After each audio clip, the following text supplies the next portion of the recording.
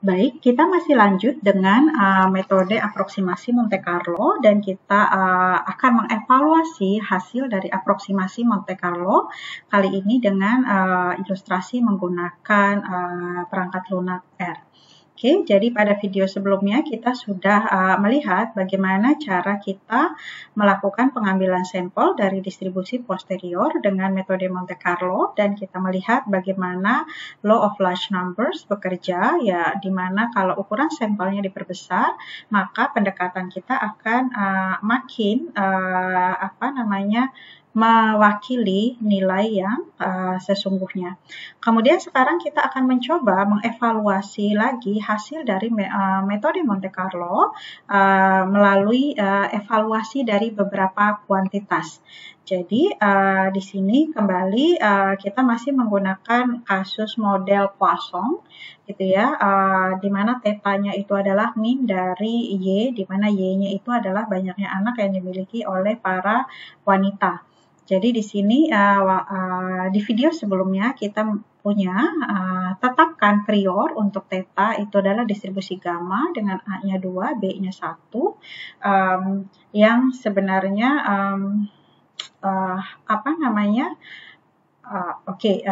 A-nya 2, B-nya 1, kemudian kita ambil sampel, ini untuk salah satu kelompok wanita tersebut, kita ambil sampel berusia 44, dan dari sampel tersebut diperoleh total banyaknya anak dari 44 wanita itu adalah 66.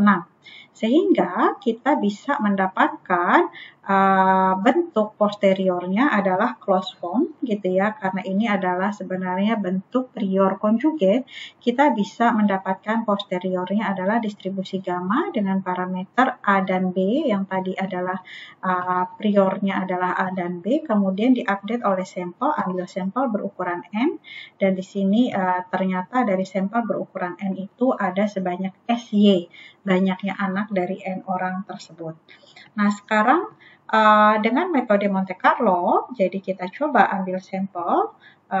Di sini, jadi kita tetapkan di sini N-nya berapa, misalkan N-nya 10, katakanlah saya ambil N-nya 10, di ini tetapkan dulu A dan B-nya, infokan, terus N-nya ukuran sampelnya 10, theta MC 10 artinya ini adalah saya ambil sampel ukuran 10 dengan metode Monte Carlo dari distribusi posterior, yaitu distribusi gamma yang parameternya A plus SY dan parameter keduanya B plus N.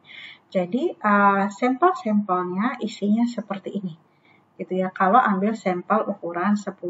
Kalau ambil sampel ukuran 100, ini maka kita akan dapat hasil 100 nilai seperti ini. Kemudian kalau ambil sampel ukuran 1000, kita akan dapatkan hasilnya ada 1000 nilai theta yang akan diberikan. Nah, sekarang kita akan mengevaluasi apakah nilai-nilai yang diberikan ini memang cukup akurat mewakili permasalahan atau cukup akurat untuk kita gunakan dalam melakukan inferensi. Ukuran akurasinya kita bisa bandingkan nilai yang diperoleh dari Monte Carlo dengan nilai yang nilai yang seharusnya. Jadi yang kita akan lakukan adalah membandingkan nilai sampel dengan metode Monte Carlo dengan nilai yang sesungguhnya. Nah, nilai sesungguhnya ini adalah sebenarnya nilai dari distribusi posterior. Itu yang akan kita lakukan. Oke. Nah, tentunya kita berharap kalau metode Monte Carlo itu baik, merupakan suatu metode aproksimasi yang baik, maka harusnya nilai dari sampel secara Monte Carlo yang diperoleh dengan aproksimasi Monte Carlo harusnya sedekat mungkin dengan nilai yang diperoleh secara analitik. Gitu ya, kita menyebutnya analitik. Atau nilai eksak atau dari yang diperoleh dari distribusi posteriornya. Nah, cara pertama adalah kita bandingkan min-nya. Jadi, kalau nilai min yang sesungguhnya adalah seperti ini, gitu ya, true posterior min. Tahu dari mana nilai yang sesungguhnya seperti ini? Karena tadi kita tahu bahwa distribusi posteriornya adalah gamma. Gamma dengan parameter A plus SY, B plus N. Nah, kita tahu sifat dari distribusi gamma, min-nya adalah parameter pertama dibagi dengan parameter kedua. Gitu ya. Jadi di sini makanya kita tahu min yang sesungguhnya, true min adalah seperti ini. Tapi kalau kita lihat, min kalau kita ambil sampel yang ukuran 10, kita dapat minnya 5,8. Jadi agak besar sebenarnya di sini variasi antara min yang sesungguhnya dengan perbedaannya dengan min yang kita sampel Monte Carlo kita yang ukuran 10. Tapi kalau kita bandingkan dengan ukuran 100, ini minnya sudah di sini sudah tidak terlalu berbeda jauh di sini kalau kita bandingkan dengan true false.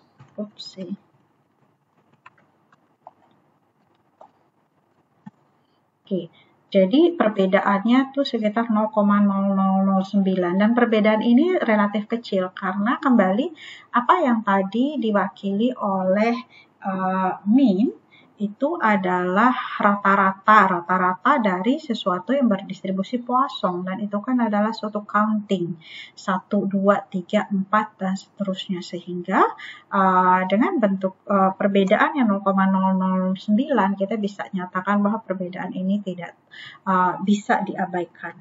Ini kalau kita ambil sampel ukuran 1000, ini juga sudah tidak terlalu masalah gitu ya, maksudnya perbedaannya juga relatif kecil di sini. Nah, sekarang itu kalau kita membandingkan min-nya. Sekarang coba kita bandingkan kuantitas yang lain, misalkan. Jadi perhatian kita bukan hanya pada theta, tapi perhatian kita adalah pada misalkan probability theta kurang dari 1,75. Misalkan kita mau melihat itu, atau kita bisa ganti-ganti sih angkanya. Probability theta lebih besar dari 2, probability theta antara 1,5 sampai 3 misalkan. Tapi untuk contoh ini, kita coba menghitung probability theta kurang dari 0,5. Nah, ini adalah nilai yang sesungguhnya gitu ya. Jadi kalau dari distribusi posterior dengan parameter A plus SY dan B plus N, kita minta nilai ini adalah sintak untuk kita meminta nilai probability theta kurang dari 1,75. Dan itu dapatnya adalah 5,34 kali 10 pangkat min 8. Ini nilai probability yang sesungguhnya.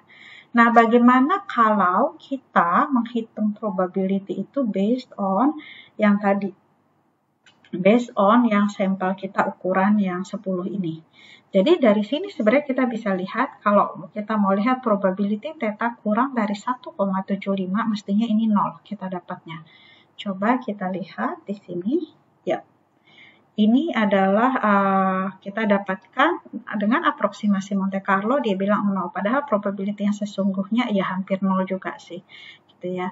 Jadi kalau kita bandingkan dengan hasil dari sampel yang ukurannya 100 ini, kalau kita mau melihat probability theta kurang dari 1,75, mungkin kita bisa sebenarnya kalau mau manual, ini kita sort, terus kita lihat theta yang kurang dari 1,75 nggak ada. Jadi kalau kita ke sini, jalankan perintah yang ini mestinya kita dapat hasilnya 0 juga. Gitu ya. Dan dengan yang 1000, ini misalkan langsung saja tadi yang kita dapatkan ini 1000, ada nggak yang nilainya kurang dari 1,75? Jadi tidak ada. Jadi mestinya kalau kita jalankan perintah yang ini, itu hasilnya juga 0. Gitu ya. Jadi itu salah satu cara kita mengevaluasi. Jadi yang nilai yang sesungguhnya, dia bilang probability yang sesungguhnya adalah 5,34 kali 10 pangkat min 18, itu ya practically 0 lah ya. Gitu. Jadi dengan aproksimasi Monte Carlo dia juga bisa mendapatkan memberikan hasil yang tidak berbeda jauh. Bagaimana kalau misalkan kita bikin namanya ini interval credibility gitu ya, antara 25%, 2,5% sampai 97,5%. Ini yang diberikan yang seharusnya yang kita ambil dari distribusi posteriornya. Jadi 95% nilai-nilai theta sesungguhnya berada di antara 4,8 sampai 7,73. Nah, bagaimana kalau yang tadi dari yang diberikan pada sampel yang mana tadi? Yang ukuran 10. Jadi, kalau kita ambil dari yang sampel yang ukuran 10,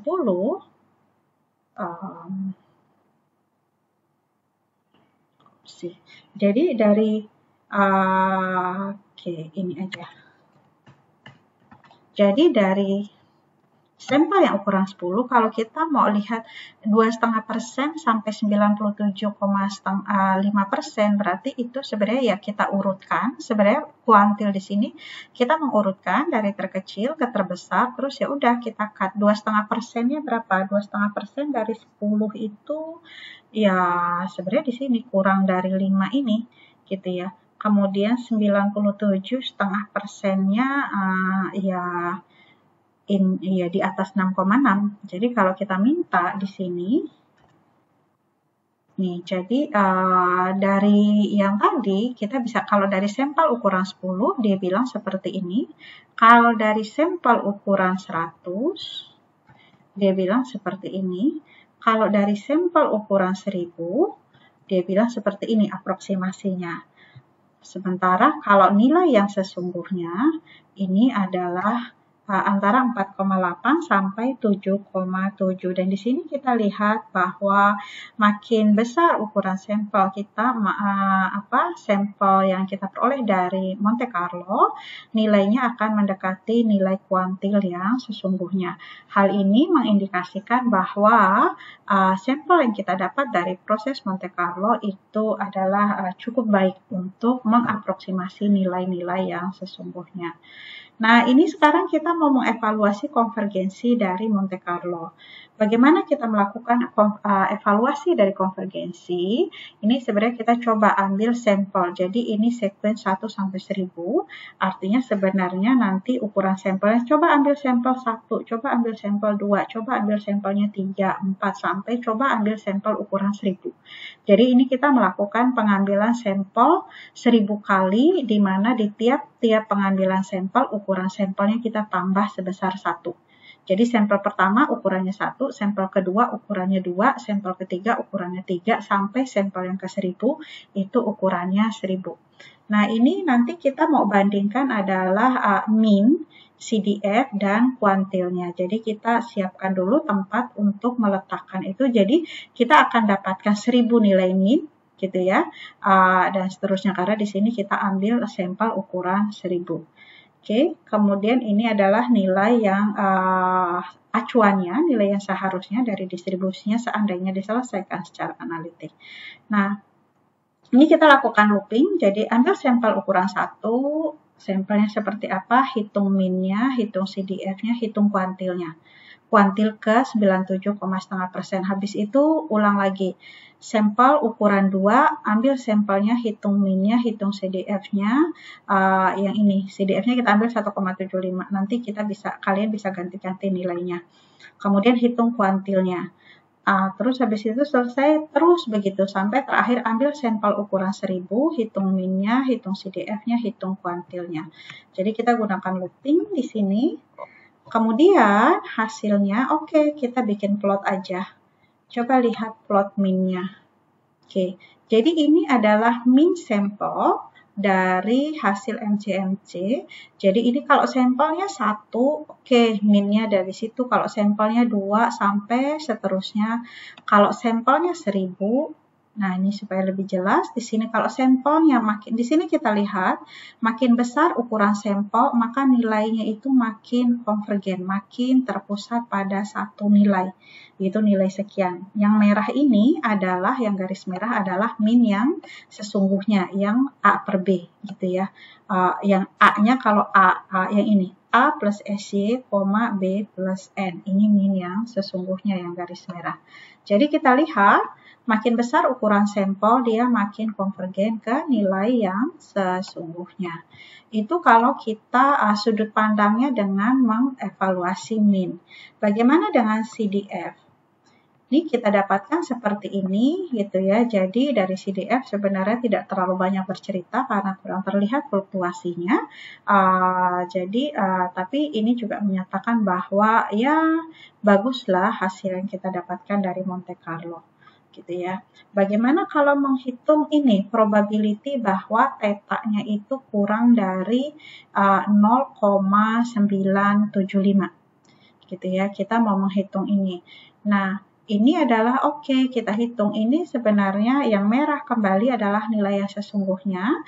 Yang berfluktuasi di sini adalah kalau sampelnya ukuran 1, sampel ukuran 2, sampel ukuran 3 dan seterusnya sampai kalau sampel ukuran 1000, kalau saya mau hitung probability bahwa theta kurang dari berapa tadi? Saya mau hitung probability bahwa theta kurang dari kuantil ke 975, artinya nilai theta di mana probabilitas theta tersebut probabilitas bahwa theta kurang dari nilai tersebut adalah 0,975. Nah, ini nilainya ini akan makin konvergen ke garis merah yang merupakan nilai yang sesungguhnya. Gitu. Karena di sini kan AB line, di sini true probability, yang ini true Q975, ini adalah nilai yang sesungguhnya. Sehingga dari simulasi ini kita bisa melihat bahwa apa yang kita dapatkan dengan metode Monte Carlo merupakan suatu sampel yang cukup baik untuk mengaproksimasi perhitungan apapun sebenarnya yang kita mau lakukan seandainya kita tidak mau melakukannya secara analitis.